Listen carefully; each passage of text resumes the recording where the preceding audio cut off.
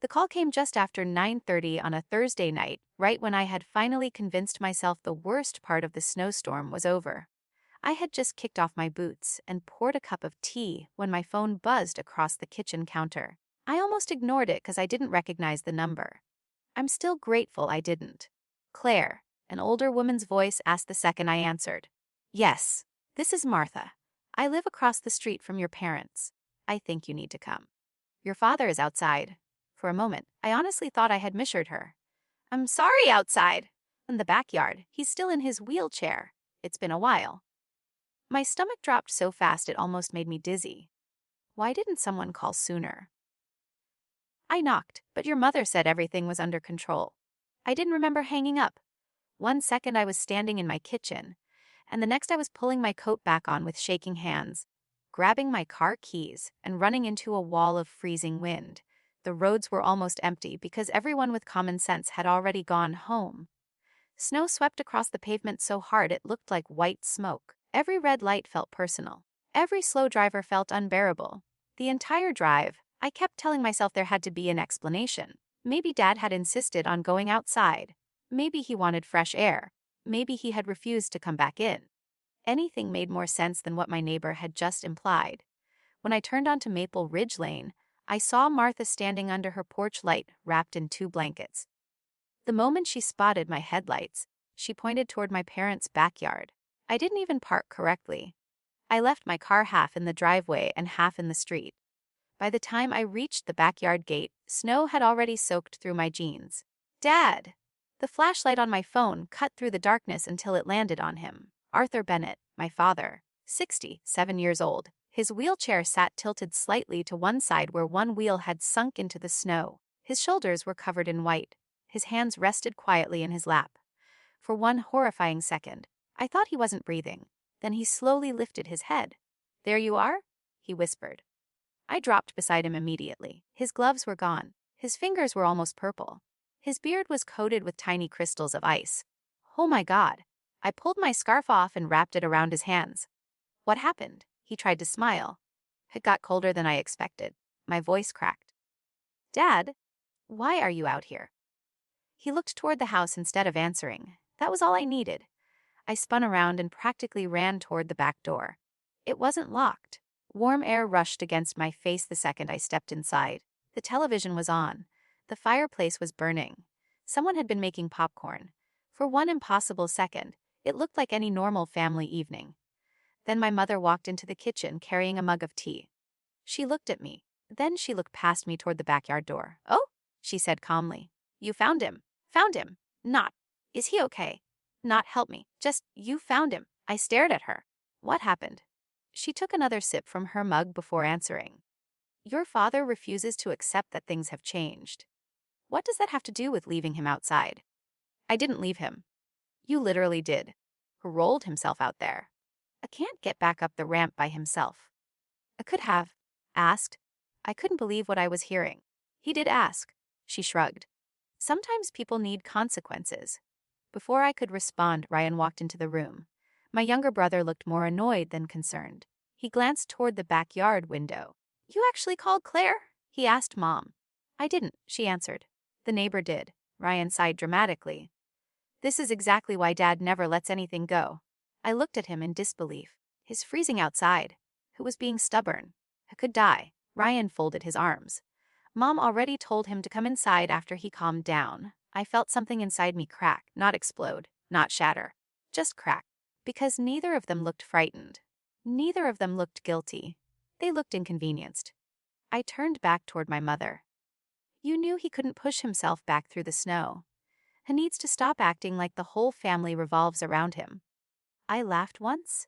It wasn't because anything was funny. It was because my brain refused to accept that my own mother had just said that about the man she'd been married to for 40 years. Without another word, I walked back outside. Dad was trying to brush snow off the blanket covering his legs. His hands barely moved. I knelt beside him. We're leaving. He looked toward the kitchen window, where the lights glowed warmly.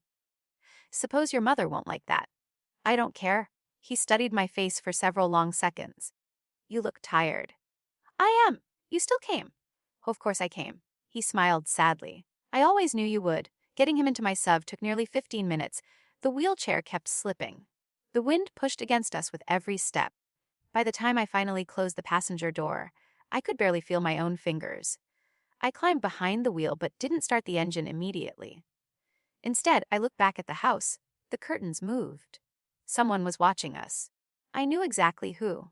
For years, I had believed that if I stayed patient long enough, my family would eventually remember how to love each other. I had defended my mother more times than I could count. I'd explained away Ryan's selfishness. I'd convinced myself that every family went through difficult seasons. Standing there in the middle of that storm, I realized something terrifying. This wasn't a difficult season. This was who they had become. I backed out of the driveway slowly. As we reached the end of the street, Dad finally spoke. Claire? Yeah. Don't be angry. I looked at him in disbelief. Dad, I mean it. They left you outside? I know. I should have gotten here sooner. He shook his head. No. Silence settled between us for almost a full minute. Snow tapped softly against the windshield. The heater had finally begun warming the cabin. Then he looked straight ahead and said something that made my hands tighten around the steering wheel. If Daniel ever calls you. He paused, almost as if choosing each word carefully. Answer him. Who's Daniel? You'll know soon enough. I waited for him to explain. He never did. Instead, he leaned his head back against the seat and closed his eyes. I glanced at him again at the next stoplight. He looked exhausted, but strangely not surprised, as if somewhere deep inside him, he'd been expecting this night all along. And somehow, that frightened me even more. I barely slept that night. Every time I closed my eyes, I saw my father sitting alone in the snow while warm light poured through the kitchen windows behind him. The image wouldn't leave me. Around 6 the next morning, I woke up on the uncomfortable chair beside his bed at the rehabilitation center. Olivia, my oldest friend, quietly set a cup of coffee beside me before checking Dad's chart. His temperature is back to normal, she whispered. He was lucky. That word stayed with me all morning. Lucky that the neighbor had looked outside. Lucky that I had answered an unfamiliar number. Lucky that the storm hadn't lasted another hour. I couldn't stop wondering how many moments separated luck from tragedy. Dad opened his eyes a little later and gave me the same gentle smile he always had, the one that somehow made me feel like he was the one comforting me. Did you get any sleep? He asked. I laughed softly. Not really. He nodded like he already knew the answer. You always did worry too much. I almost reminded him that worrying was exactly why I had driven through a blizzard without thinking twice, but I stopped myself. Instead, I adjusted his blanket and looked out the window. Snow still covered everything outside. The world looked peaceful, almost beautiful. It was strange how nature could hide yesterday's cruelty beneath a clean white blanket. Olivia returned after finishing her rounds. He's going to be here for a couple of days, she said. No arguments. Dad raised his hands slightly in surrender. Apparently I don't get a vote. Olivia smiled. Not this time. After she left, silence settled over the room. Dad watched me for a while before speaking again. Claire. Yeah. You still blame yourself. I didn't answer because he was right. If I had visited more often, if I had insisted he move out months ago, if I had stopped trying to keep everyone happy, maybe none of this would have happened. He sighed quietly. You've spent your whole life trying to carry everyone else's mistakes. His words pulled me backward through years of memories I usually tried not to revisit. I remembered being 19 when Dad's accident changed everything. The strongest man I had ever known became someone who needed help getting dressed. Mom cried for weeks. Ryan disappeared whenever things became difficult. I left college for a semester because someone had to stay home while Dad learned how to live with a wheelchair. I told everyone it wasn't a sacrifice. I told myself I'd go back soon enough. Ryan never missed a football game, never canceled a weekend with friends, never changed a single plan. Mom always had an explanation. He's still young? I shouldn't lose his future too. You're stronger, Claire. Somehow being responsible became my permanent job description. Months later, when I returned to school, I worked nights to make up for the tuition I had missed. Ryan asked Mom for money to buy a motorcycle. She wrote him the check without hesitation. I remember standing in the kitchen, holding 2 overdue tuition notices while Mom hugged Ryan because he'd finally found the color he wanted. Dad watched the entire exchange from the living room.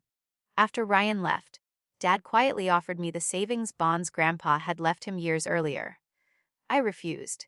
You'll need them someday, I told him. He looked disappointed, not because I refused the money, but because he knew why. I had already started believing that asking for help somehow made me selfish. That pattern never changed. When a storm damaged the roof, Ryan said he was too busy.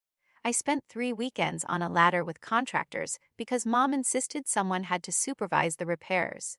When Ryan quit another job after arguing with his manager, Mom said he simply hadn't found the right opportunity.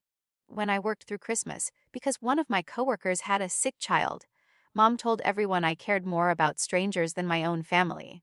Somehow every sacrifice I made became invisible the moment Ryan walked into the room. Dad noticed every single one. Sometimes late at night, after Mom had gone to bed, he'd ask me to sit with him in the garage while he worked on old woodworking projects he could still manage from his chair. We rarely talked about Ryan. We didn't have to. One evening he sanded a small cedar box for nearly an hour before finally saying, "One day you'll stop trying to fix problems that don't belong to you." I laughed. Who else is going to fix them? He smiled without looking up. Maybe that's the wrong question.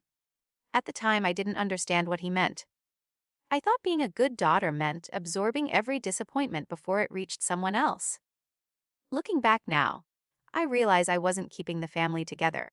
I was simply making it easier for everyone else to ignore the cracks. Dad seemed to remember the same conversation because he suddenly looked toward the window and said, "Do you remember that cedar box?"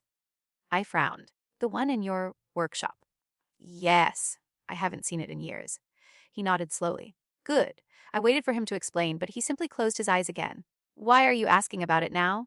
He opened one eye and smiled faintly. "Because I wanted to make sure you hadn't forgotten." Before I could ask another question, my phone vibrated. An unfamiliar number appeared on the screen. For a second, I considered ignoring it again. Then I remembered what Dad had said in the car. "If Daniel ever calls you, answer him."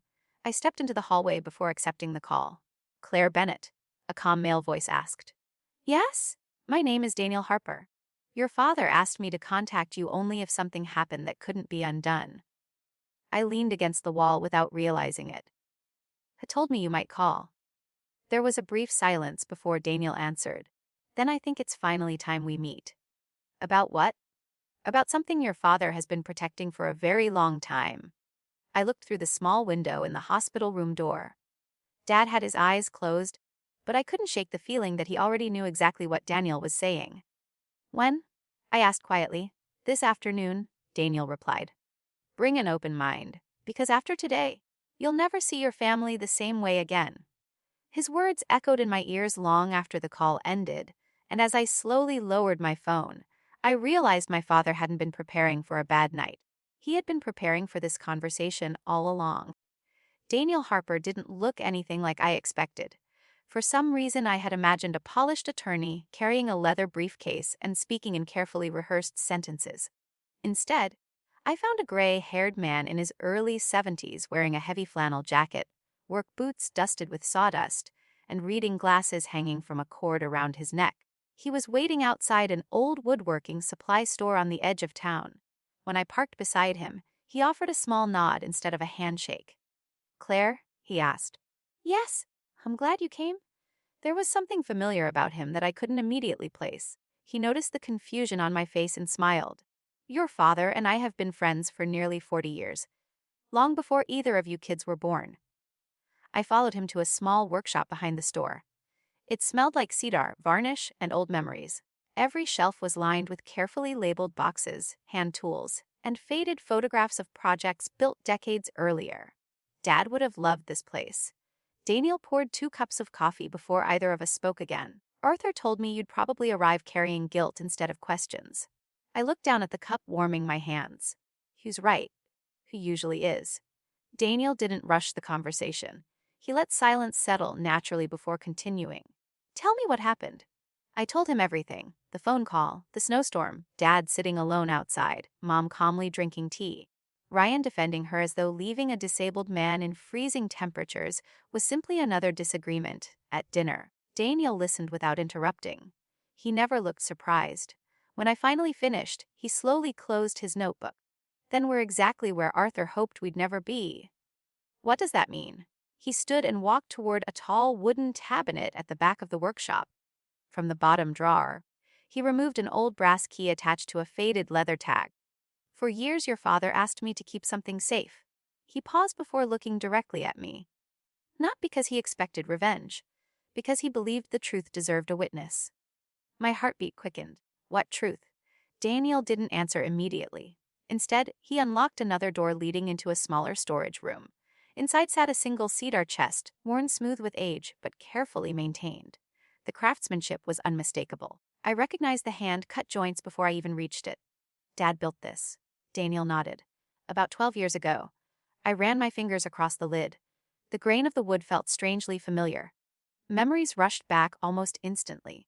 Dad sanding boards in the garage. Me handing him clamps after school. Ryan complaining that woodworking was boring before disappearing to meet his friends. I haven't seen this in years. I whispered. No one has. Daniel rested one hand gently on the lid. Arthur asked me to keep it hidden until one condition was met. Which was? The day someone in his own family stopped seeing him as a person. I felt my throat tighten. Daniel opened the chest slowly. It wasn't filled with money. There were no deeds or jewelry. Instead, dozens of neatly organized journals filled most of the space. Beside them sat folders, envelopes, flash drives, and a small digital recorder. Everything was labeled in my father's careful handwriting. Dates, names, notes, years of them. I stared without speaking. Daniel lifted the first journal and handed it to me. Start anywhere. I opened to the middle. The first page I saw was dated almost 5 years earlier. Dad had written about physical therapy that morning. Then, halfway down the page, his handwriting changed. Ryan borrowed another $5,000 today. Evelyn told him not to mention it in front of Claire because she would worry about family finances. Claire worked another double shift and still apologized for not making dinner. She apologizes for things that aren't her fault far too often. My eyes stopped moving. I turned another page. Claire replaced the washing machine herself because Ryan said he was too busy. Evelyn thanked Ryan for mowing the lawn. He paid someone else to do it. Claire never corrected her. Another page. Claire canceled her vacation because I caught pneumonia. She told her coworkers she simply wanted to stay home. She lied to protect my pride. I don't know when she learned that protecting everyone else mattered more than protecting herself. My vision blurred. Wrote all of this? Daniel nodded. Every week. Why? Because he was afraid memory would eventually fail him. That sentence hit me harder than anything else. Dad had spent years worrying that one day people would dismiss his version of events because of his disability or his age. So he documented everything, not to win arguments, simply to remember the truth. Daniel carefully removed another folder. These are copies of financial records. I looked through them. Bank statements, loan documents, receipts. Every transfer Ryan had received over the last decade was highlighted. Every payment Claire had quietly made for household expenses was documented beside it. The imbalance wasn't subtle. It was overwhelming.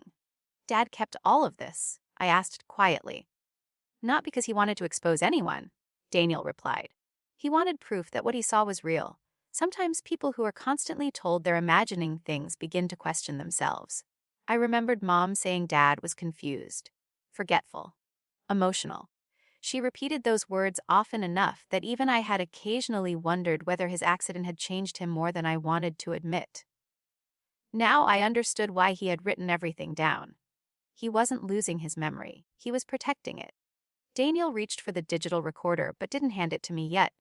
There are recordings too. Of what? Conversations Arthur believed he might someday need to remember accurately. My stomach tightened. Did he record Mom? Daniel hesitated. Only after she began insisting conversations had happened differently than they actually had. I sat back slowly. Everything I thought I knew about the last several years suddenly felt incomplete. This wasn't one terrible night. It wasn't even one terrible year. It was a pattern my father had quietly recognized long before I had. Daniel finally placed the recorder on the table between us. There's one recording I think you should hear today. I reached toward it but stopped. Part of me wasn't sure I wanted to know what was inside. What if it changes everything? I asked. Daniel's expression softened. Claire, he said quietly, the truth doesn't change people. It only reveals who they've already been. Before I could press the play button, my phone vibrated across the table. Ryan's name flashed across the screen. It was the first time he'd called since the night of the snowstorm. Daniel looked at the phone, then back at me. "Whatever he's calling about," he said calmly, "I don't think it's because he's worried about your father." I stared at the screen as it continued to ring, suddenly realizing that for the first time in my life, I wasn't afraid of hearing the truth. I was afraid of how much of it was still waiting inside that cedar chest. Ryan called 3 times before the phone finally stopped vibrating. I never answered. A minute later, a text message appeared instead. "Call me. Mom's upset." I stared at the words for several seconds before locking my screen. Not once did he ask how Dad was doing. Not once did he ask if the doctors were worried. As always, the center of the conversation wasn't the person who had been hurt. It was the person who had been inconvenienced. Daniel quietly slid the digital recorder toward me. "Whenever you're ready." I picked it up with both hands. It looked ordinary. A small black recorder anyone could buy online for less than $50. Yet somehow it felt heavier than anything I had ever held. My thumb hovered over the play button. Dad knew this day might come, didn't he? Daniel folded his hands together before answering. Arthur never believed people changed overnight. He believed they slowly became more honest about who they already were. I finally pressed play. At first, there was only static. Then I heard dishes clinking somewhere in the background. My father's voice came first. Calm. Tired. "Ryan, I don't think buying another truck is a good idea right now." My brother laughed. "It's not your money." There was a pause. Then my mother's voice entered the recording. "Arthur, stop making everything difficult. I'm asking a reasonable question." "No," Mom replied. "You're trying to control people." I frowned. That wasn't how I remembered those conversations at all. Growing up, Mom always told me Dad started arguments over money because he couldn't accept that Ryan deserved support while he was trying to build his future. Listening to the recording, the conversation sounded completely different. Dad wasn't angry. He wasn't controlling. He sounded concerned. The recording continued. "I'm worried about the debt," Dad said quietly. "Ryan has borrowed enough already." Ryan sighed loudly. "There you go again. Claire never complains." Dad answered almost immediately. "Claire never complains because she's spent her whole life cleaning up after the rest of us." Silence filled the room on the recording for several long seconds. Then Mom spoke again. "Don't make her into some kind of saint." The recording ended. I looked up at Daniel, unable to speak. "That's how they really talked." He nodded. "Every recording is untouched." I leaned back in my chair and closed my eyes. For years I had accepted my mother's version of every disagreement because she always spoke with such certainty. She had a way of retelling arguments that made everyone else sound unreasonable. Eventually, you stopped trusting your own memory. Dad hadn't recorded conversations to trap anyone. He had recorded them because he was afraid the truth would slowly disappear beneath repeated lies. Daniel reached into the cedar chest again and removed a stack of envelopes tied together with faded blue ribbon. These came later. I untied the ribbon carefully. Every envelope had my name written across the front in Dad's familiar handwriting. "Claire, if you're overwhelmed. Claire, if you begin doubting yourself. Claire, if you think none of this mattered." My chest tightened. I wrote all these for me. Over several years. I opened the first letter. The paper had yellowed slightly around the edges. "Dear Claire, if you're reading this, then I'm probably no longer able to explain these things myself. I hope I'm wrong. But hope isn't a plan, and I've learned that plans matter." I swallowed hard before continuing. "You've spent your life believing that peace depends on how much pain you're willing to absorb. It doesn't. Real peace only exists where honesty is allowed to live." I stopped reading. Tears blurred the page. Dad had understood me better than I understood myself. Daniel waited patiently while I gathered myself. "There's something else," he said after a while. He reached into the bottom of the chest and removed a thick folder labeled Household Timeline. Inside were calendars dating back almost 8 years. Every page contained handwritten notes, medical appointments, financial decisions, repairs around the house, family arguments, who attended them, who left early, who volunteered, who disappeared. It wasn't obsessive. It was meticulous. I flipped through month after month until one page caught my attention. Next to a family meeting held nearly 3 years earlier, Dad had written a single sentence. "Evelyn believes kindness can be demanded forever. One day Claire will discover that kindness without boundaries becomes permission." I couldn't stop staring at those words. "Saw everything," I whispered. Daniel nodded.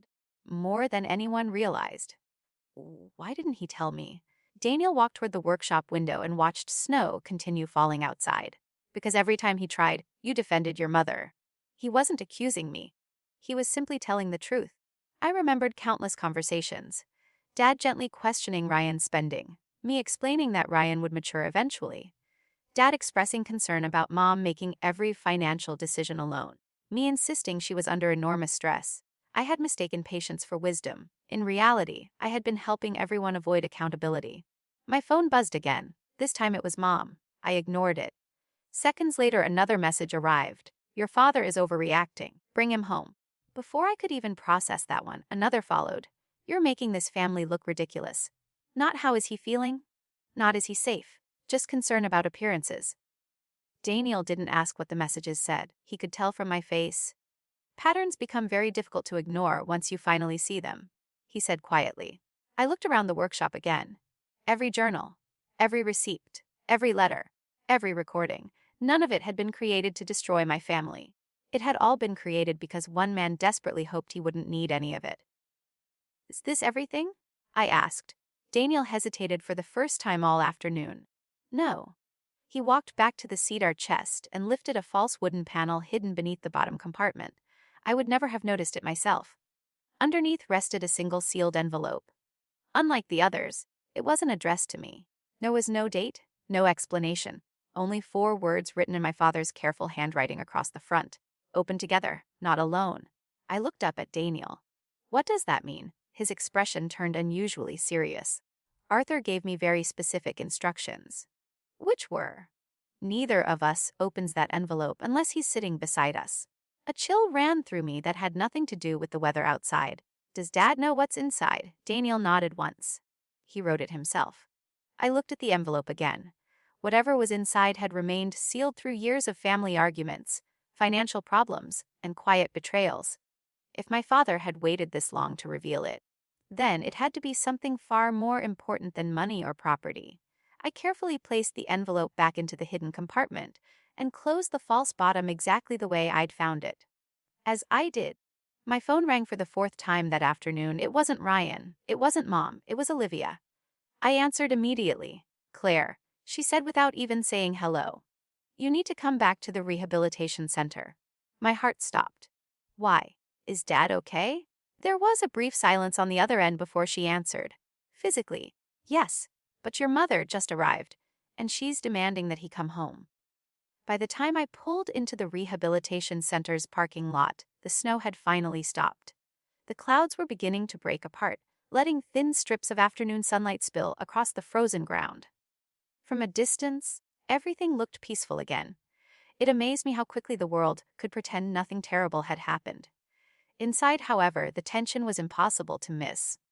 Olivia met me outside Dad's room before I even reached the hallway. She's been here 20 minutes, she whispered. She insists Arthur is well enough to leave. Is he? Olivia looked almost offended. Absolutely not. I nodded and took a slow breath before stepping inside. Mom was standing beside the window with her coat still on. Ryan leaned against the wall with his arms crossed. Dad remained in bed, sitting upright, reading a book as though none of them were there. When he saw me, he simply smiled. You're back. Mom turned immediately. Finally. Her voice carried the same sharp certainty it always had. Tell your father we're going home. I looked at Dad instead. Do you want to leave? No, he answered calmly. Mom let out an exaggerated sigh. Arthur, stop embarrassing everyone. He closed the book and placed it carefully on the bedside table. Recovering isn't embarrassing. Making your family look cruel is. I almost laughed at the irony of that sentence. Before I could respond, Ryan stepped forward. Claire, this has gone far enough. Has it? Mom made one mistake. One mistake. My voice remained surprisingly steady. Leaving a disabled man outside in a snowstorm isn't a mistake. It's a decision. Ryan rolled his eyes. You're making it sound worse than it was. Dad quietly looked out the window. Ryan? My brother stopped talking. Did you know I couldn't get back inside? Dad asked. Ryan hesitated. Mom said. I didn't ask what your mother said. Another silence filled the room. Finally, Ryan looked away. I thought you'd come back in after you cooled off. Dad nodded slowly. Even though you knew I couldn't push my wheelchair through 8 inches of snow. Ryan didn't answer. He simply stood there, suddenly fascinated by the floor. Mom stepped in before the silence became unbearable. This isn't helping anyone. Dad turned toward her. No. His voice remained soft. But pretending it never happened won't help either. She folded her arms. So what now? You're gonna punish your own family. I watched Dad carefully. For years he would have apologized simply to end the argument. This time he didn't. Actions have consequences, Evelyn. She stared at him as though she'd never heard him speak that way before. You've changed. Dad smiled faintly. He paused. I'm simply done pretending. I felt something shift in the room. It wasn't loud. No one raised their voice. But for the first time in years, my father wasn't trying to keep the peace at the expense of himself. Mom seemed to sense it too. She picked up her purse. Fine? She looked directly at me. Bring him home when he's ready to stop acting like a victim. Then she walked out. Ryan hesitated near the door. For a moment I thought he might apologize. Instead, he muttered, "You're letting this get way out of control," before following her into the hallway. The room became quiet again. Dad let out a slow breath. That went better than I expected. I stared at him. Better? He chuckled softly. No one yelled. Even after everything, he still found reasons to be grateful. I pulled a chair closer to his bed. Dad, Daniel showed me the journals. He didn't seem surprised. I thought he might. Why didn't you ever tell me? He looked down at his hands. They still carried faint marks from the frost, despite the doctor's reassurance that he would recover fully. Because every time I tried, you believed there was still something worth saving, wasn't there? He thought about that for a long time. There was. He looked at me again. Until the snowstorm. Those 4 words landed harder than anything else he had said. Not because they were dramatic, but because I realized he meant them. The night in the backyard hadn't simply crossed a line. It had erased the last reason he had for remaining silent. He reached toward the bedside table and picked up a folded piece of paper. Daniel still has the envelope. Yes. Good. What's inside? He smiled gently. You'll know soon enough. I couldn't help laughing. You and Daniel really planned every answer, didn't you? Only the important ones. We sat together in comfortable silence until Olivia returned with fresh medication. After checking Dad's blood pressure, she handed me a small envelope that had arrived at the front desk while I was gone. There was no stamp, no return address, just my name written neatly across the front. I frowned. Who brought this? A courier? Olivia answered. Said someone asked him to deliver it by hand. I opened it carefully. Inside was a single sheet of paper. There were no greetings, no signature, only one typed sentence. Some truths only matter if the right people hear them together. Beneath the sentence was a date and time, Saturday, 2:00 in the afternoon. Daniel's workshop. I looked at Dad. He recognized the paper immediately. It's time. Time for what? To stop protecting people who never protected each other. Before I could ask another question, my phone buzzed. This time it wasn't Mom or Ryan. It was a message from Martha, the neighbor who had called me the night of the storm. Claire, I think you should know something. The night your father was outside wasn't the first time I saw him left alone in the cold. It was just the first time I couldn't stay quiet anymore. I read the message twice before showing it to Dad. He closed his eyes for a moment, almost as though hearing those words hurt more than the storm itself. When he opened them again, there was sadness there. But also something else. Relief. Because for the first time in years, the truth wasn't resting on his shoulders alone. And somehow I knew Saturday wasn't going to be about exposing my mother. It was going to be about finally letting everyone see the family we'd actually been living in all along. Saturday arrived with clear skies for the first time in nearly a week. The snow that had buried the streets was beginning to melt, leaving patches of ice along the sidewalks and roofs that glistened in the afternoon sun. It felt strange driving toward Daniel's workshop under blue skies after everything that had happened. Part of me kept thinking that maybe I'd misunderstood everything. Maybe there would be one final explanation that somehow made the last several years hurt a little less. Deep down, though, I already knew the truth didn't work that way. It rarely softened itself for the people who discovered it. Dad insisted on coming despite Olivia's concerns. He was stronger than he had been a few days earlier, but every movement still cost him effort. As I helped him into the passenger seat, he rested one hand on my arm. Whatever happens today, he said quietly, Don't speak unless you have to. I looked at him. Why? Because some truths carry more weight when they come from the person who lived them. During the drive, neither of us said much. Dad spent most of the time looking out the window. I couldn't tell whether he was remembering happier days or simply saying goodbye to the family he had spent 40 years trying to protect. When we arrived, Daniel was already waiting outside the workshop. Beside him stood 3 people I had never met before. A woman in her 60s carrying a folder, an older man with silver hair and a thick winter coat, and another gentleman I vaguely recognized from one of Dad's retirement dinners years ago. Dad smiled faintly. You all came. The silver-haired man nodded. You spent your whole life showing up for everyone else, Arthur. We weren't about to miss today. Daniel introduced them one by one. Linda had worked with Dad for nearly 20 years at the Community Health Board. George had managed the family's accounting records for more than a decade before retiring. Michael had been Dad's closest friend from the volunteer rescue team they both served on long before his accident. None of them looked angry. They looked disappointed, as if each of them had been carrying a piece of the same story without realizing how all the pieces fit together. Inside the workshop, Daniel arranged several folders across a long wooden table. He didn't rush. Everything seemed deliberate. Arthur asked me not to gather everyone until he decided he was ready. Daniel explained. That decision belongs to him. Dad slowly nodded. I'm ready. Daniel reached into the cedar chest and removed the sealed envelope hidden beneath the false bottom. For the first time, he placed it directly in front of Dad. It's still sealed. Dad looked at it for several seconds before carefully breaking the envelope open. There was no dramatic reveal, no legal document, no will, no hidden fortune. Inside rested only a handwritten letter and a small memory card. Dad unfolded the letter with hands that still trembled slightly from the cold he'd endured days earlier. Would you like me to read it? Daniel asked. Dad shook his head. No. He looked around the room. I wrote these words. I should be the one to say them. He began reading slowly. If this letter has been opened, then something has happened that finally convinced me silence is no longer protecting my family. It's protecting the people hurting it. Nobody moved. Even the workshop seemed unusually quiet. For years I've watched the people I love slowly stop listening to one another. I told myself it was grief after my accident. Then I blamed stress. Then age. Eventually I realized I was inventing excuses because accepting the truth felt harder. He paused long enough to catch his breath. This isn't about one argument or one terrible night. It's about the 1,000 small choices that came before it. I felt tears building again. Not because of what he said, but because of how long he must have carried those words alone. Dad continued reading. Kindness without boundaries eventually teaches selfish people that there will always be another chance. I know that because I've watched Claire spend half her life giving those chances away.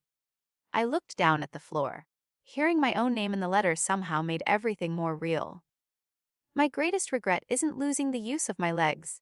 It's watching my daughter believe that carrying everyone else's burdens was the price of being loved. Daniel quietly placed the memory card into a small laptop sitting on the table. Arthur asked me to play this after the letter. A short home video appeared on the screen. It wasn't recent. Ryan looked about 12. I couldn't have been older than 16. Dad stood in the backyard holding a garden hose while Ryan accidentally sprayed all of us with water. Mom laughed harder than I had heard her laugh in years. We all did. The video lasted less than 2 minutes before fading to black. No one spoke. Dad finally smiled, though there was sadness behind it. That's the family I kept trying to save. Michael quietly wiped his eyes. George looked down at the table. Linda closed the folder she'd been carrying without opening it. Dad looked toward me. I wanted you to remember we weren't always like this. Before I could answer, the workshop door suddenly opened. Every head turned at once. Mom walked inside first. Ryan followed close behind. I stared at Daniel. Did you invite them? He nodded once. Mom looked around the room in obvious confusion. What is this? Nobody answered immediately. Ryan's eyes landed on the journals spread across the table. His face changed almost instantly. What are all those? Dad folded the letter and placed it gently back into the envelope. My memory, he answered calmly. Mom laughed nervously. Arthur, enough of these games. They're not games. Then what are they? Dad looked directly into her eyes. His voice remained steady, almost gentle. They're the years you kept telling me never happened. The room fell completely silent. For the first time since the night of the snowstorm, I saw uncertainty appear on my mother's face. It lasted only a second, but it was there. Ryan looked back and forth between the journals, the laptop, and the people gathered around the table. "Mom," he said quietly. "What is he talking about?" She answered too quickly.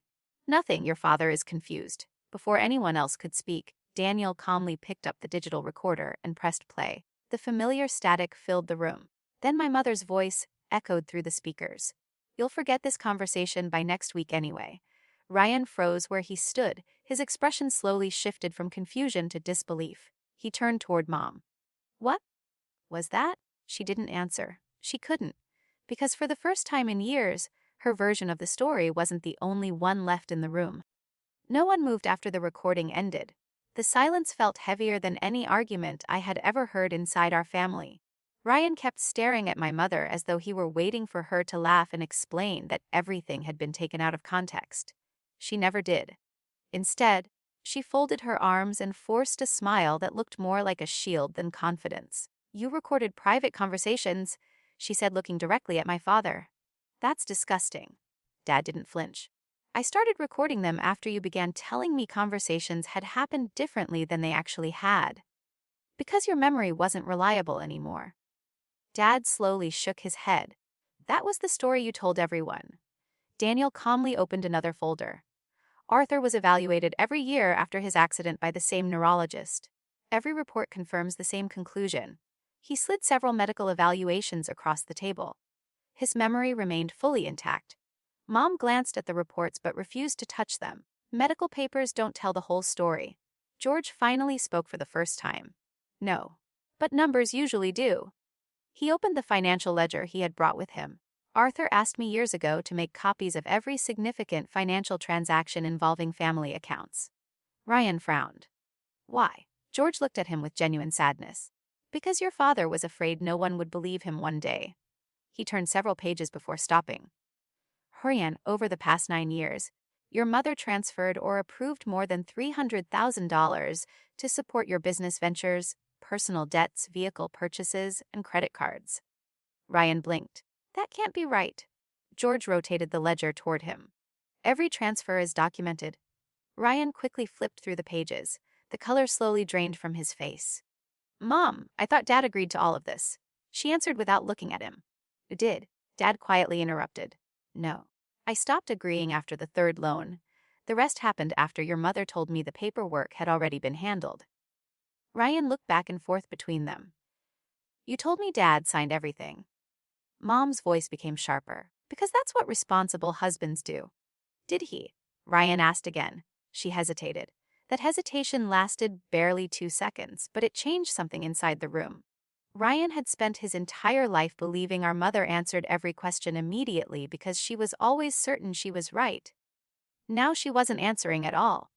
Daniel reached for another journal. "Arthur wrote something about this 3 years ago." He opened to a marked page and handed it to Ryan. My brother read silently for nearly a minute. When he finally spoke, his voice sounded smaller than I had ever heard it. He knew I thought he approved the loans. Dad nodded. "I never blamed you for believing what you were told." Ryan looked up. "Why didn't you tell me?" Dad smiled sadly.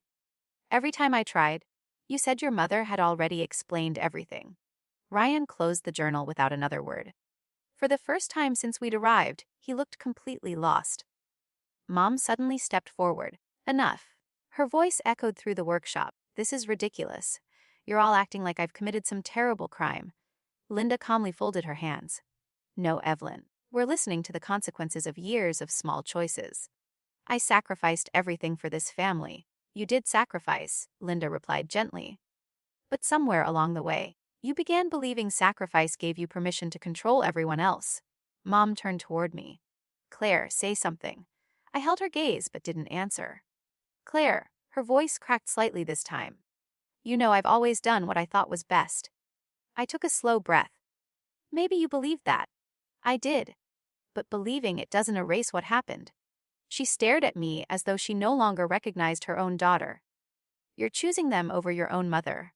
I felt strangely calm. "No." I shook my head. "I'm choosing the truth."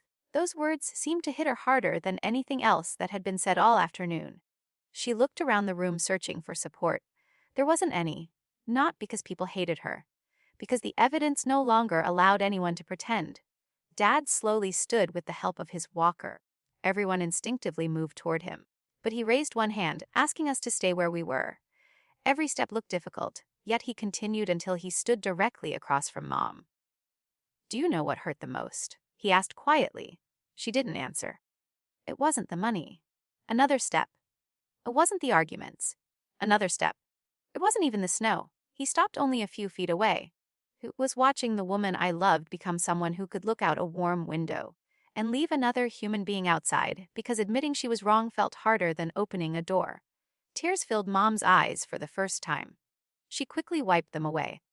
"I never wanted to hurt you." Dad nodded slowly. "I believe you." She looked relieved for a brief moment. Then he continued. "But after a while, whether you meant to stop mattering less than what you kept choosing." The relief disappeared from her face. Ryan suddenly spoke. "Dad." We all turned toward him. His hands were shaking. "Did you really think I didn't love you?" Dad looked at him for a long moment before answering. "No." Ryan's shoulders relaxed slightly. "I thought you loved me." Dad's voice remained gentle. "I just think you spent too many years confusing being protected with being right." Ryan lowered his head. "I'm sorry." Nobody spoke after that. It wasn't a dramatic apology. There were no speeches. Just two simple words spoken by someone who finally understood the difference between intention and consequence. Dad placed one hand on Ryan's shoulder. "If you're truly sorry," he said softly, "then don't spend the rest of your life defending the person you used to be. Become someone different." Ryan nodded, tears falling freely now. Mom watched the exchange in complete silence. She opened her mouth several times as though trying to say something that would somehow put the family back together. Nothing came out. I realized then that the greatest punishment she would ever face wasn't losing an argument or being confronted with evidence. It was understanding, perhaps for the first time, that control and love had never been the same thing. Daniel quietly gathered the journals and letters back into the cedar chest. The room remained silent as he closed the lid. It wasn't the silence of fear anymore. It was the silence that comes after the truth has finally been spoken aloud. When everyone understands there is no returning to the story they had been telling themselves. Dad looked at me and smiled with a peace I hadn't seen in years. "Let's go home," he said. For the first time in a very long time. I realized he wasn't talking about a house. Nearly 6 months passed before I drove down Maple Ridge Lane again. Spring had finally replaced the endless gray of winter. The snow was gone. The flower beds along the sidewalks had begun filling with color again. And children rode their bicycles through the neighborhood as if nothing terrible had ever happened there. Funny how life keeps moving, even when your own world has been turned upside down. Dad never moved back into the old house. That decision surprised a lot of people. Some assumed he wanted to reclaim everything he'd spent decades building. They didn't understand that the house had never been what mattered most to him. Peace was. After leaving the rehabilitation center, Dad rented a small one-story cottage only 10 minutes away from Olivia's clinic. It wasn't fancy. The kitchen was small, the porch leaned slightly to one side, and the fence needed fresh paint. But every window filled the rooms with sunlight, and every doorway was wide enough for his wheelchair without someone needing to rearrange furniture first.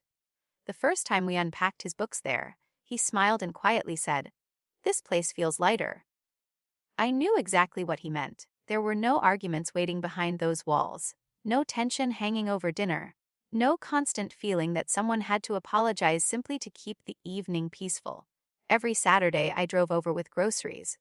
We'd cook together, even if cooking together mostly meant Dad telling me where to find the spices while I did all the work. We laughed more during those afternoons than we had in years.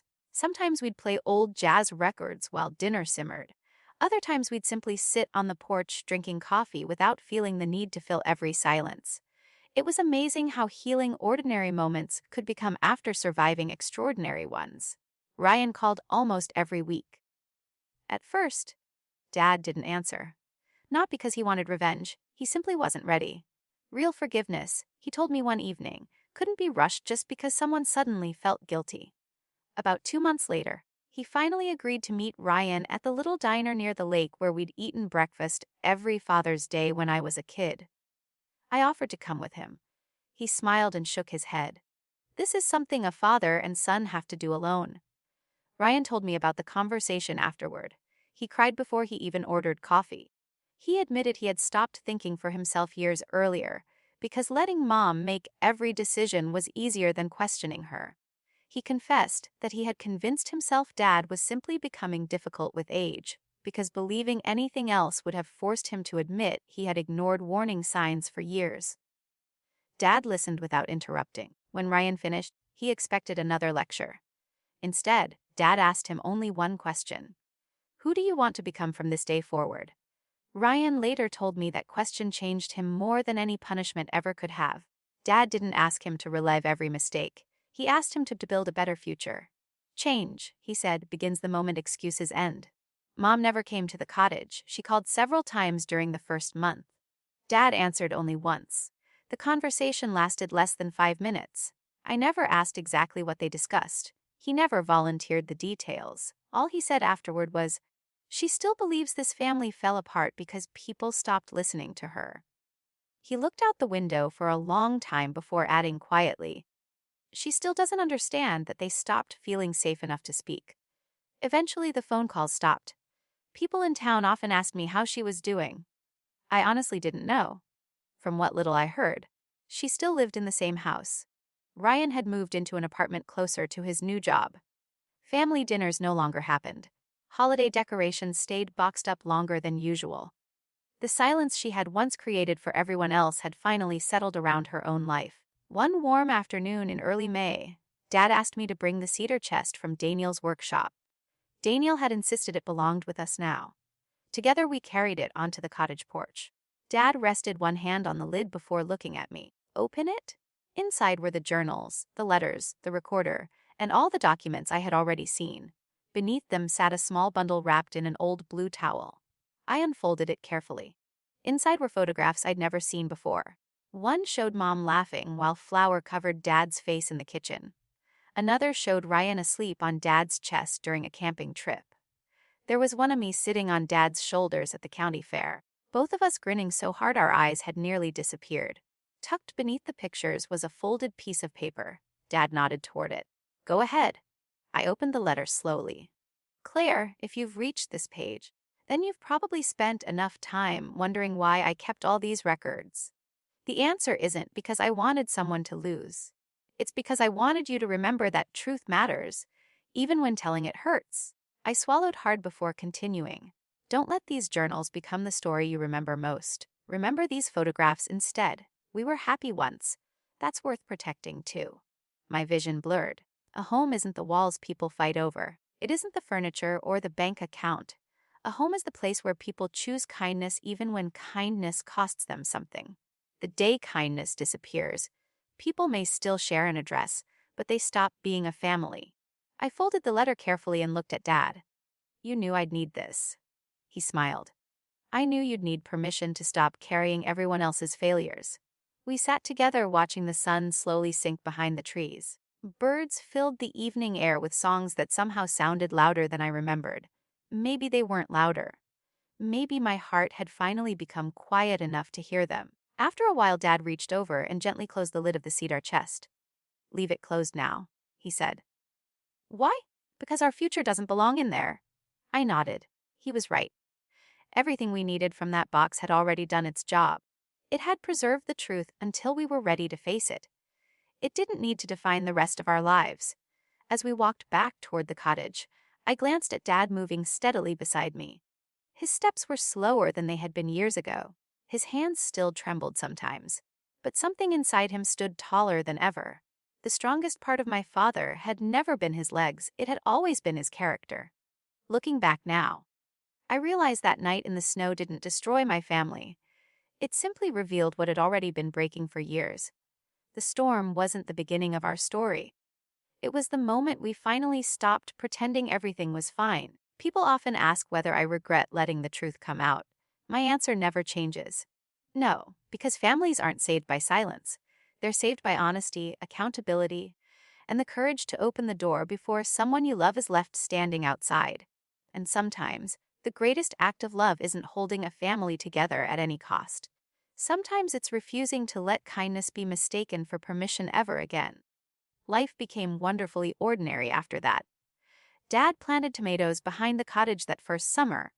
I helped him build raised garden beds he could reach from his wheelchair without straining his back. Olivia stopped by almost every Sunday for coffee, usually bringing homemade muffins and enough stories from the clinic to make Dad laugh until tears formed in his eyes.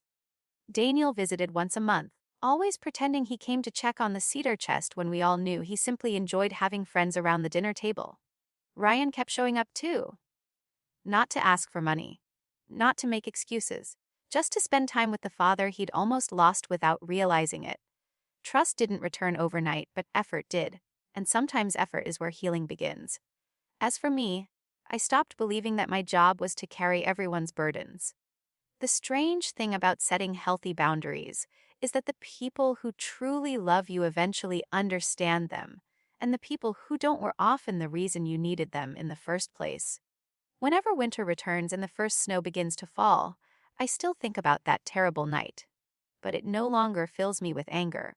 It reminds me that one open door can change someone's life, and one closed door can reveal the truth about an entire family. So let me ask you something. If you discovered that the people you loved had mistaken your kindness for weakness, would you keep protecting the peace? Or would you finally let the truth speak for itself?